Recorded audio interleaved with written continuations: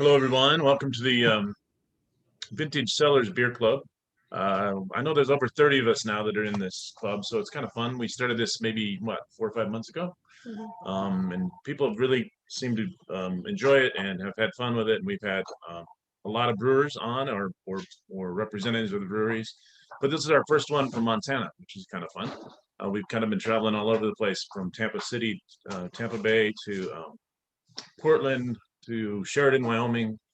So it's fun. We've got Mark with us today from Bozeman Brewing Company out of Bozeman, Montana. And we've had which one did we have on? We had their IPA, one of their IPAs on tap for a while there. I don't remember which one, but anyway, we've had you guys on our tap system a few times and got great response to it. People love your beers, so we're happy to have you. So tell us a little bit about yourself, if you would, to start with, how you ended up in this beer world. Thanks for having us. It's nice to be kind of the first Montana brewery to get worked into the Beer of the Month lineup. So it's been an honor. And yeah, brewery's been around since 2001, so fairly established in the States. I started working for the brewery about 5 years ago. That would be in May, which is kind of wild to think about. But I was originally a middle school teacher before that.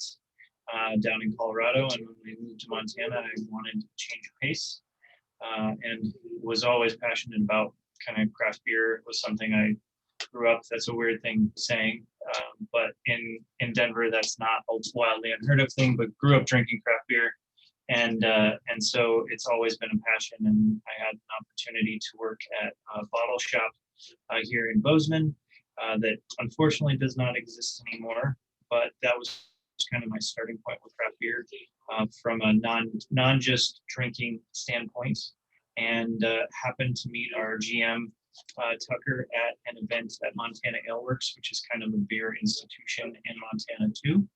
Right. And they were looking for a sales rep, and I turned in a resume and had an interview, and it went really great. And then they offered the position to somebody else, and that was a bit of a bummer.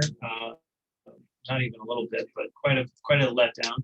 And then I got a phone call about a month later, and the person that they'd originally gone with just hadn't quite worked out, and they were interested in having me come back in for it. And now I've been here for 5 years. So it was sort of a pretty direct jump into it rather than roundabout.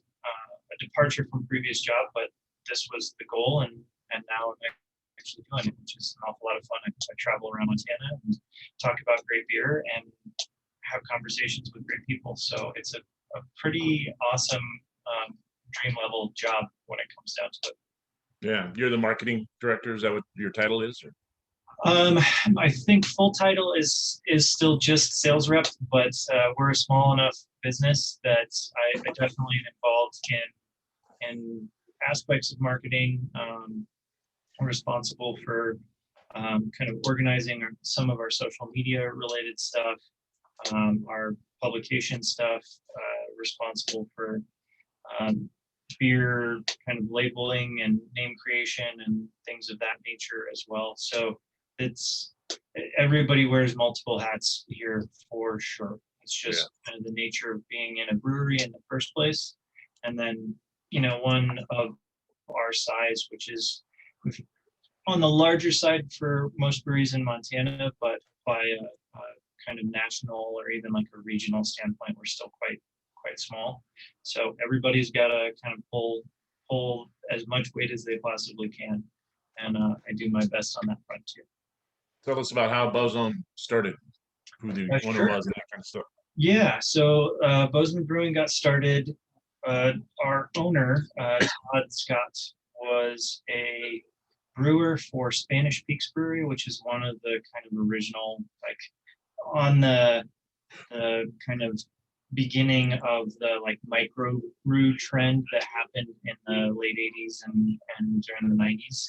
And he was their head brewer for, I want to say 7 or 8 years. And when that brewery up and decided to move production to California, he and his wife, Lisa, who's also co-owner of the brewery, decided, having already spent time in California, that they didn't want to go back. They'd rather stay in Montana for obvious reasons. And so they purchased the old equipment from Spanish Peak Brewery and started Bozeman Brewing Company. And Not as obvious. It's not as obvious today of why they Yeah. wouldn't want to go to California. yeah, I mean, we still get plenty of Californians coming up here, so Yeah. I feel like the Californians know why it's better to be here, but Right. there's a little bit of that mentality amongst Montanans of why is everybody coming here? I want them to stay away. So Well, this 17 below weather up here probably will chase a few back. yeah, I hope so. That's definitely been a running joke around here with as many new transplants as we've gotten over the last year here in Bozeman. It'll be interesting to see if all these new houses that have been snapped up by out-of-staters are suddenly on the market when March rolls around. Right. Which will be interesting to see. So they stuck out and kind of made a home for themselves in Montana, started the brewery. Todd was kind of the lone employee. Lisa would kind of do books and finance stuff a little bit at the beginning, but basically Todd was brewing and selling and delivering kegs. We were not partnered with a distributor or anything like that when the brewery first got started.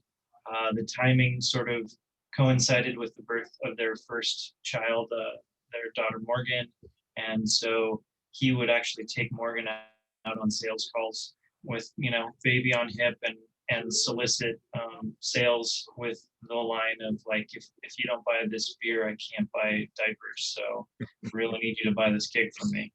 And it sounds like it worked, and at the very least it makes for a good story now, 20 years later. So that's kind of origin story, and at this point we've got 11 kind of full-time employees. We've got another almost a dozen bartender staff that are one night a week, do it because they love being here and enjoy our tasting room and like our customers. We're still the kind of oldest brewery in Bozeman, so we've got plenty of regulars and people that have been coming here quite literally since the tasting room opened in 2004. It's gone through a couple of different kind of remodels and iterations, but we're still in the exact same building as when the brewery started. It's an old pea canning warehouse, which is kind of cool too. And you can go into the basement where we have our Bozeman Underground, our barrels, and there's still signs and like chalk writing on the concrete foundations from when it was a pea canning factory, which is pretty neat from a history teacher standpoint anyway. I find that pretty fascinating. So yeah, that's a little bit of the background, and now we sell across the state of Montana, and at any given time we've got potentially a dozen different beers that we can offer with our kind of regular canned lineup that's available on draft around the state, and then the sour bottles that we do as well. So we try and cover as much of the like breadth of what beer can be as possible. And are you just in the state of Montana at this point? You're not distributing outside? We are just available in the state of Montana, and for that matter, essentially just Western Montana.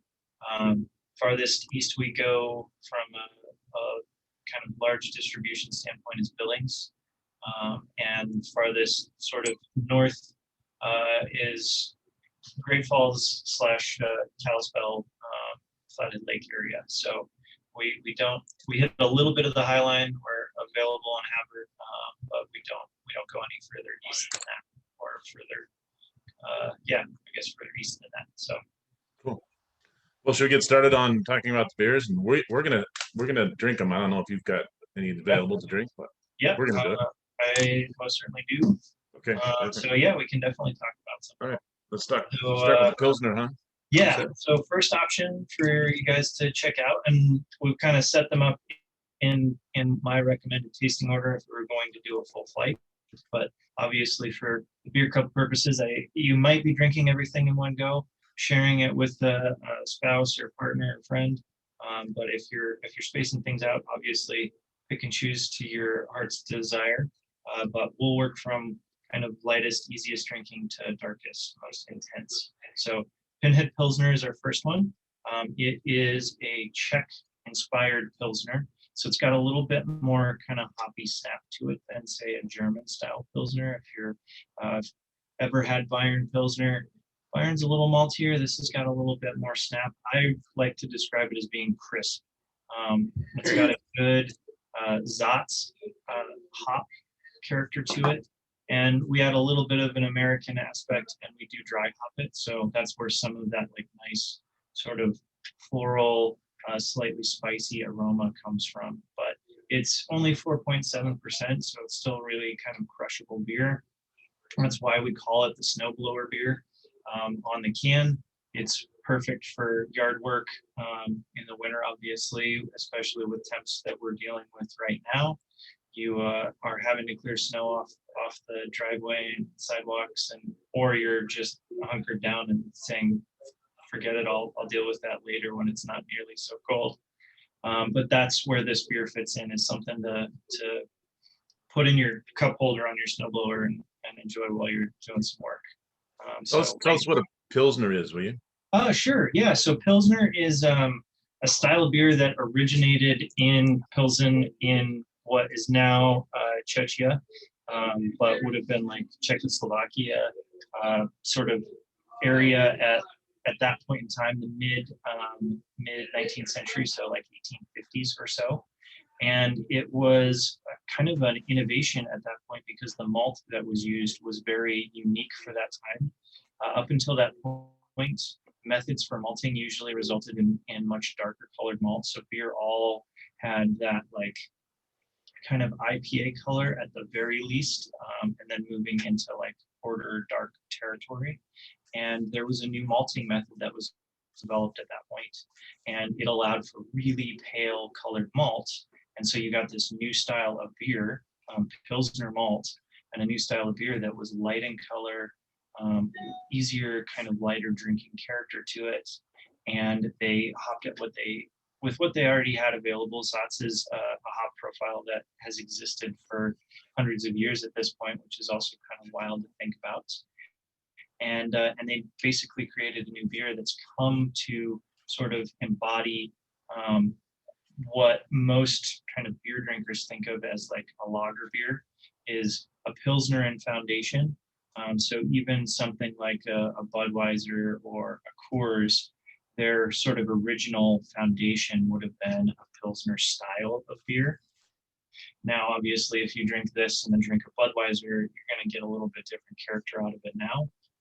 But that lager aspect, that clean, crisp character because of the fermenting, colder temperatures that the yeast operates at, and then that specialty malt style that was new to that area, which is where the name comes from, created a whole new beer that's now super popular across the world. Yeah, I like it. It's very drinkable. And, it's not heavy in your mouth. Like, you don't necessarily even have to have food with it. I think just have a beer. Relax. Yeah, exactly. It's a good, just like sit around, sip on it kind of beer. Not heavy. It's got a kind of crisp finish that sort of makes it easy to go back for another sip. I find it's a pint that tends to disappear in front of me pretty quickly. I don't even realize it's gone by the time I need another one. So it's a good, light, easy drinker. All right, let's move on to the Haze Trip. I think hazy IPA, is that right? Yes, Haze Trip, hazy IPA. That's going to be that kind of nice, pretty light purple can. We'll have a darker purple can later in the lineup. But this is a beer that we rolled out as a seasonal this past summer, so 2020 summer. And obviously, hazy IPAs are a big deal at this point. They're kind of the fastest growing segment of the IPA segment, which is already huge. And they're light and approachable. They're more fruit forward because of the hops that are getting used. What we wanted to do was make something that was even kind of lighter and easier to drink than most hazy IPAs. They tend to have a certain amount of like weight or fillingness to them because of the amount of oats and wheat that tend to go into them to make them so cloudy in color. And so we ended up with a beer that was a little bit lighter and drier and easier to drink. It only comes in at 4.7%. So this is kind of your like hang out and have a couple of them hazy IPA. that was one of the goals, and we wanted it to not be super filling. So that I think we hit really nicely on. The other thing that's a little unique about it is that it's all New Zealand hop varieties. Those sort of New Zealand varieties are known for their really tropical fruit forward character. And I think it presents really nicely in the aroma. I get like a pineapple, almost a bit of a like coconut. There's like maybe a guava papaya thing going on. And then from a flavor standpoint, it's a little bit of citrus. I almost get tangerine out of it, definitely the pineapple thing.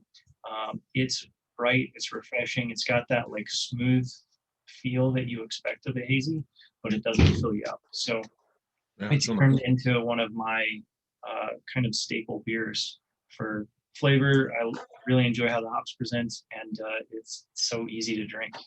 So it's a go-to for me now. Dances on your tongue a little bit, I think. Yeah, exactly. So the next one in the lineup is kind of our take on it's weird to say this, classic hazy IPA, since the style is so relatively new, but Haze Hugger in that kind of cool contrast green can is our sort of signature rotating hazy IPA. So it's available now, and it'll pop back up during the summer. It is 6.7% or 6.2%, I should say. So hits kind of a little more classic IPA territory for ABV, and it's got a little bit more kind of body to it. You can kind of feel it just on your tongue.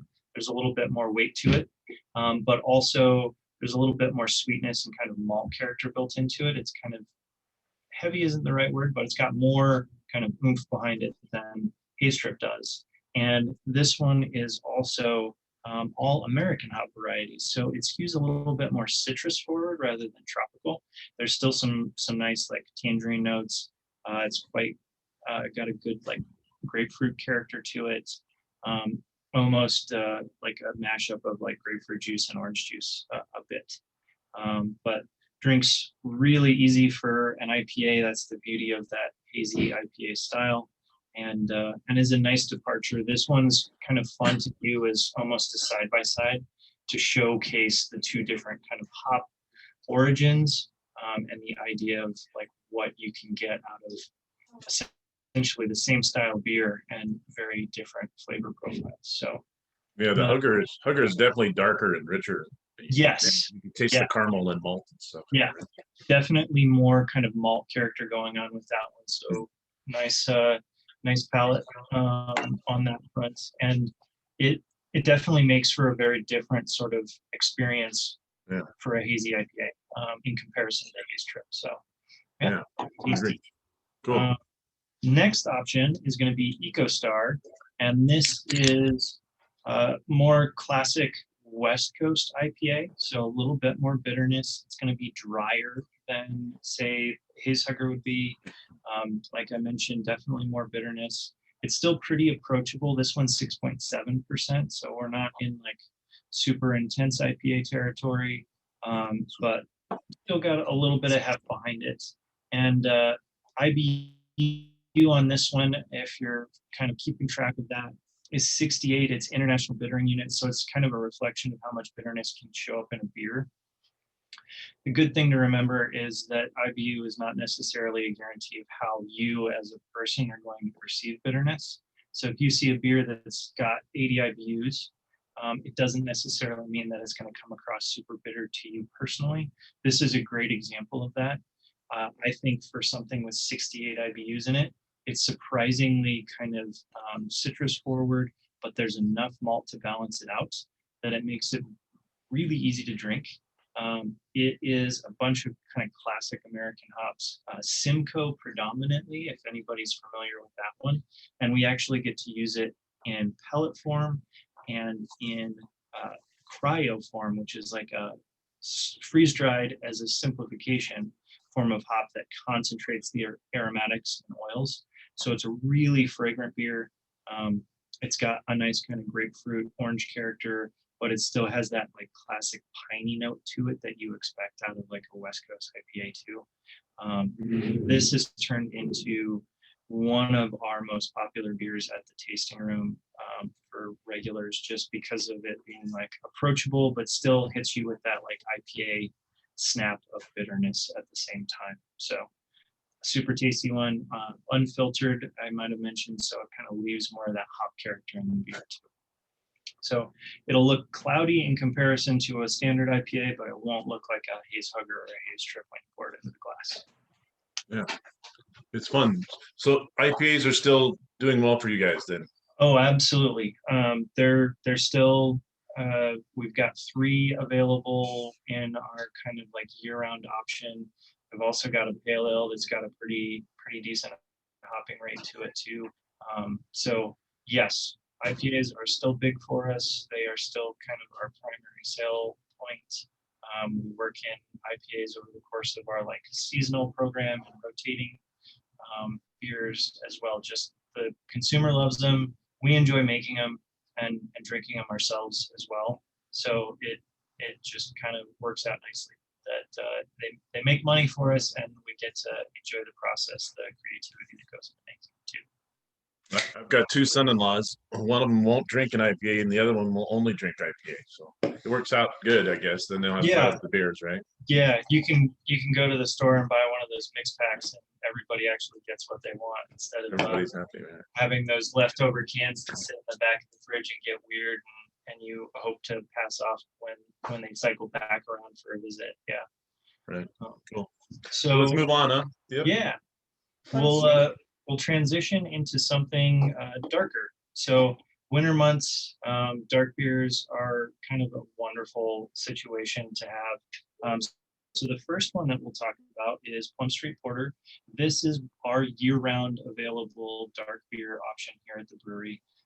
It is a classic example of if you're a like beer nerd, home brewer, it's a robust porter. So it's got a little bit more oomph, ABV and flavor behind it than say like an English porter.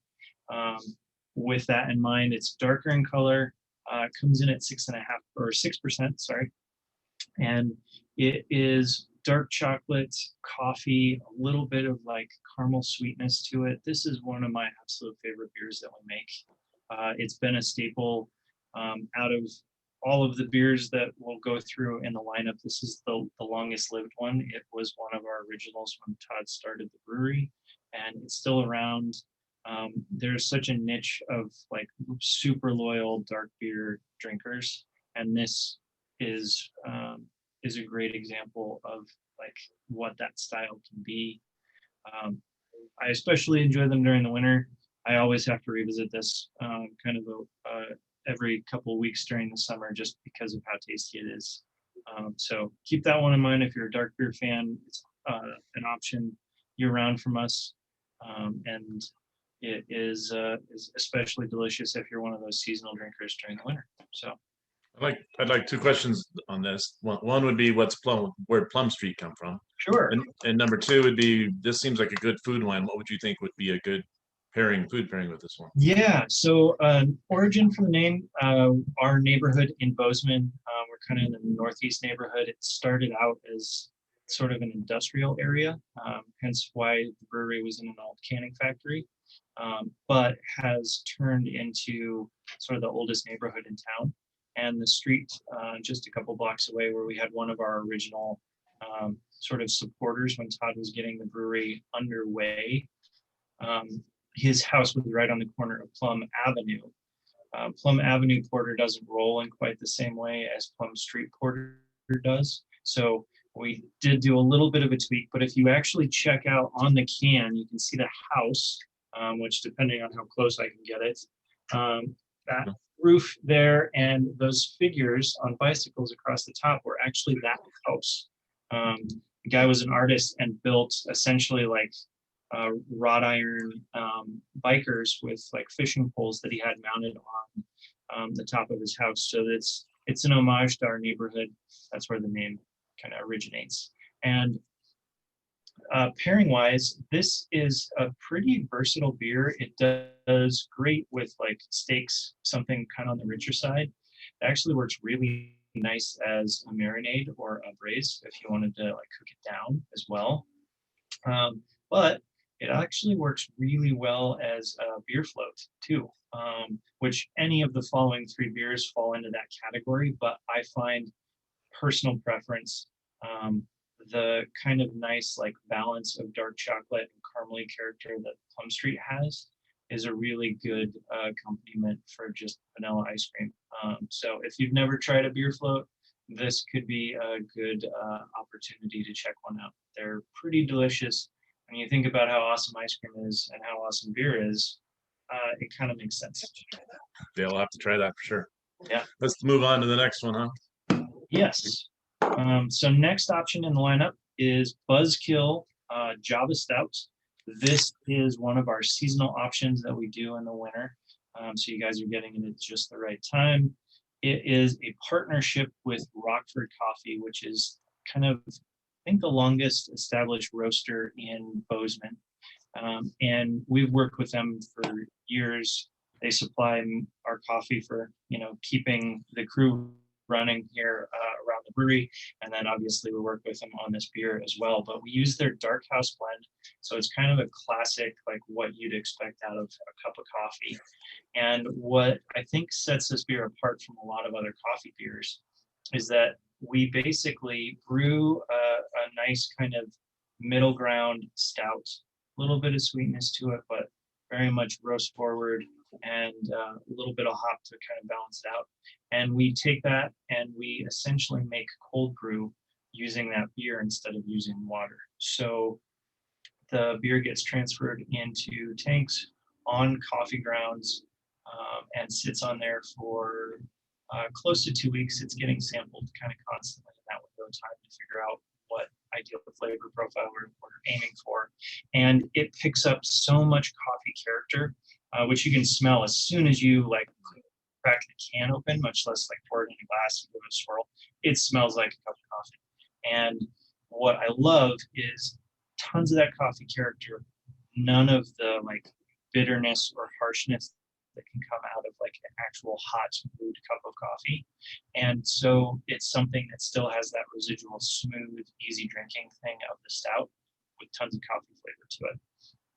This is another one that if you're a coffee fanatic, this will satisfy. If you are interested in trying out that beer float and love coffee, it's a great option too. It's a really nice dessert pairing.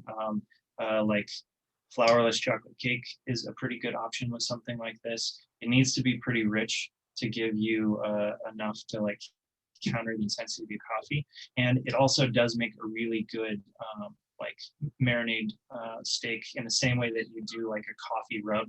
You can kind of do a coffee beer marinade on a steak that actually works really, really nicely too. So that's a good potential fit for that guy. Yeah, it tastes like an espresso almost. Like it reminds me of being in Italy and having a little quick espresso, you know? Yeah, just very clean, very like straightforward. Like it's coffee bean and you're getting like the essence of that kind of the beer, which I love. When this one rolls around, every winter I get excited to have it. And, from a caffeine standpoint, if anybody's curious about that or shouldn't have caffeine or whatever it might be, we recently got this tested. We've kind of determined a 12-ounce can has about 18 milligrams of caffeine. Your average cup of coffee is about 95 milligrams. So I want to say when we're comparing, a can of Coke has 35. So we're still well below most kind of coffee standards. I don't really do caffeine, so when I do have some of these, I can definitely tell I've got a little bit of a perk in my step. But yeah, if that matters for anybody, there's some stats on that. We were always curious. We would get asked how much caffeine was in it. We were surprised at how minimal it picks up, considering how much coffee, like how many beans we're actually putting the beer on. But we're also making an awful lot of the beer, so I guess it kind of makes sense. Mm-hmm. Cool. All right, last one. I guess we get a couple more after that. Yeah, so we've got our kind of last last one specifically for the beer club, and that is Taurus. This is our winter limited release option. So it's a kind of bigger beer, more intense. It's an imperial stout.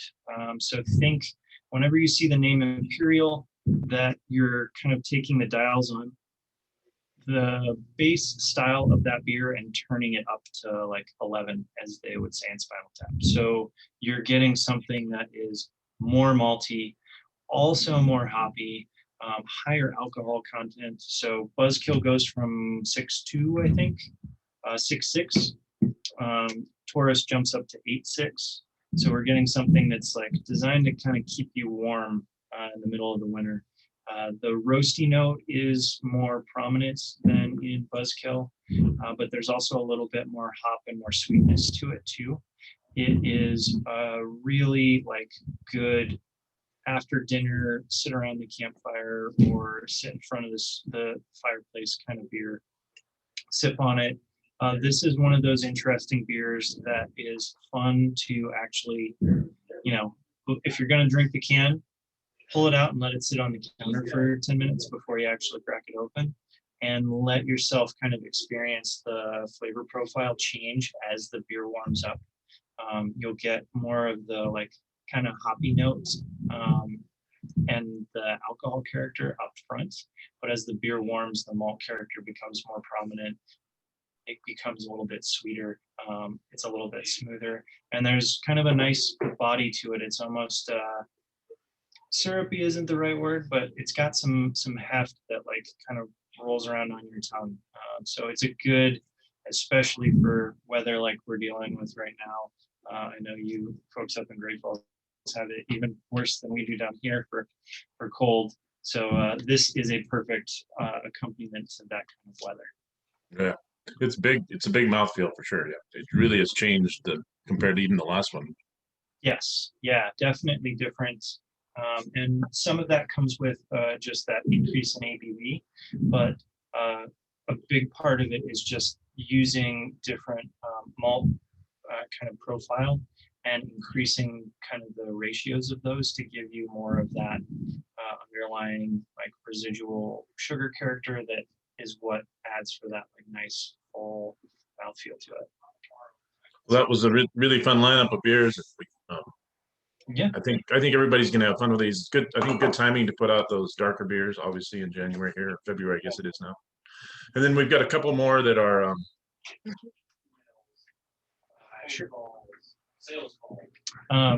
Sorry. Oh, no problem. Then we're going to talk about a couple of sours, right? Yes. That we have available at the store. So we just wanted to pop in and talk about them. And if you think they sound interesting to you, pop in and purchase one. And yeah, so we'll talk about that next. Yeah. So we have a section of the brewery that we refer to as the Bozeman Underground, and it is called that because it is quite literally underneath the rest of the brewery. It's in the basement. We store over 250 former wine barrels in that space, and it allows us to have the largest sour beer program in the state of Montana, which we're proud of from that standpoint, but we also think we make some of the best sour beers in the state of Montana, and for that matter, kind of in the country. We've gotten awards for our sour beers from national competitions as well. So what we've brought in to the shop as kind of two different options are going to be our offerings from our quick sour lineup. So these are going to be, yeah. I have to interrupt. We haven't brought these in yet. These two were just from the samples you brought. Okay. And it's kind of what we had left, so I just wanted to show them what you're doing. And then we have some coming in. There you go. Not necessarily these two. I can't remember the one that Dad and I loved. Do you remember? When we did that first Zoom? No, when they were here, when he was here. The potentially the Montana Breeze, that was the like sea breeze like kind of grapefruit cranberry option. So that one would be another option available. We've got a bunch of them. If anything sounds appealing, just talk to Tara and Mark, and they can kind of help track them down for you.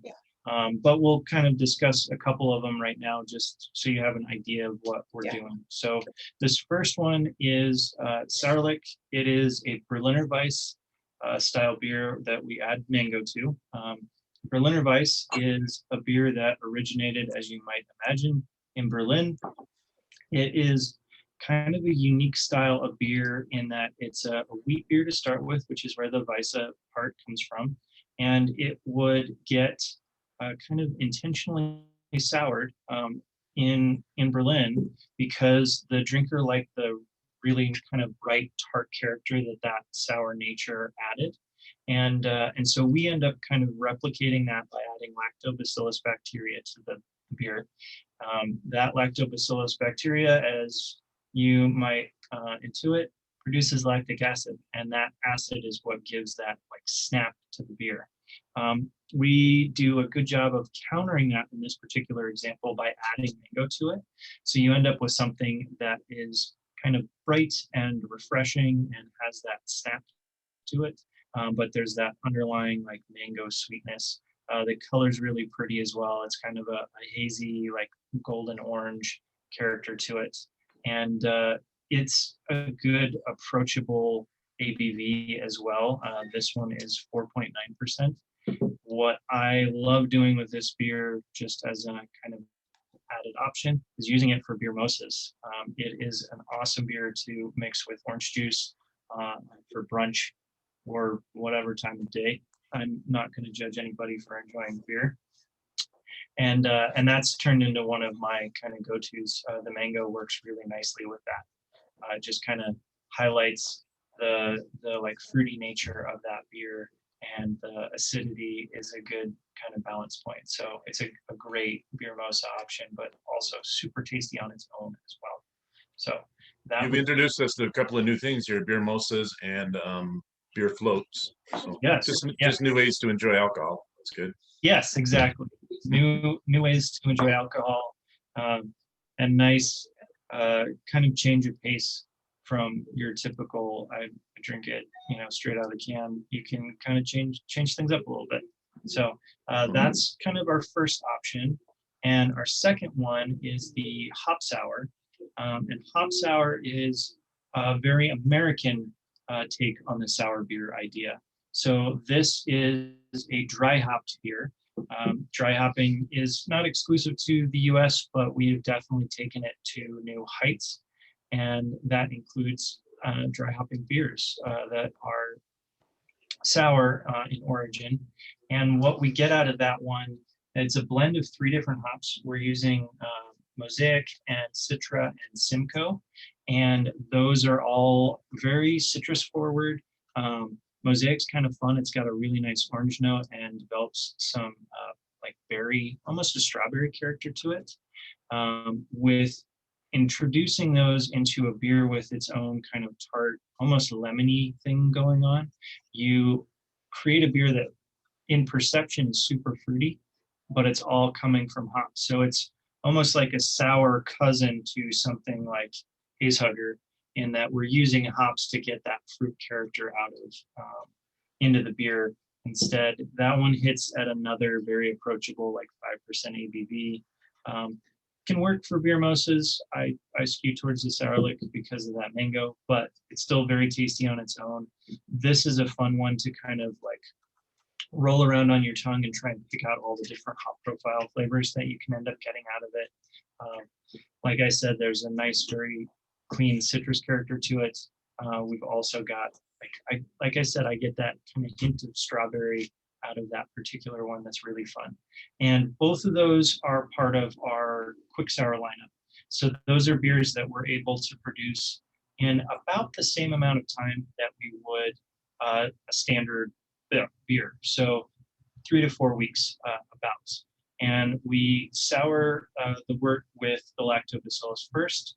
We get it to the kind of acidity, pH, and flavor level that we want for that. And then we pitch our normal brewer's yeast on there to actually produce alcohol out of that.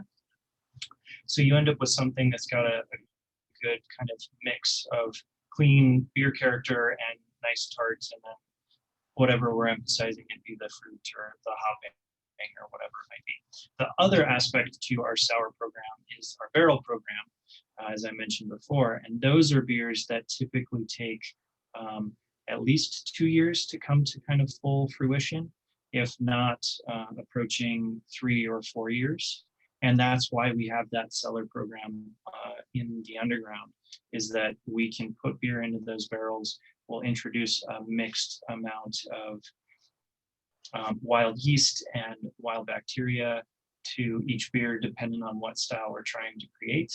And then we kind of just have to wait and monitor each of those barrels to see what character develops. Sometimes they end up very tart, other times they're really very fruit forward. Sometimes they almost have like a balsamic, like vinegar character to them, which when you think about a beer doesn't immediately spring to mind as something that you want. But when each of those things gets blended together, you end up with something that's kind of greater than its parts and something that's super tasty. So we have lambic inspired beers.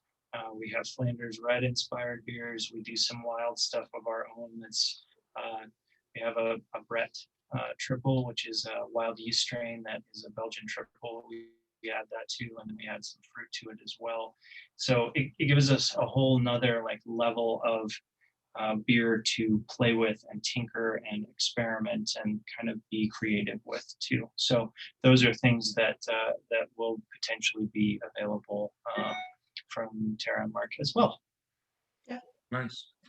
And also, you guys sent us some nice swag, I guess we call it. Yeah. And so we're gonna do, I guess we're just gonna do a raffle of the beer club people. Yeah. And we'll send it out in the email, who won what. Well, no, I do want to just do one because okay. they gave us this cool, what do you call this? What size growler is it?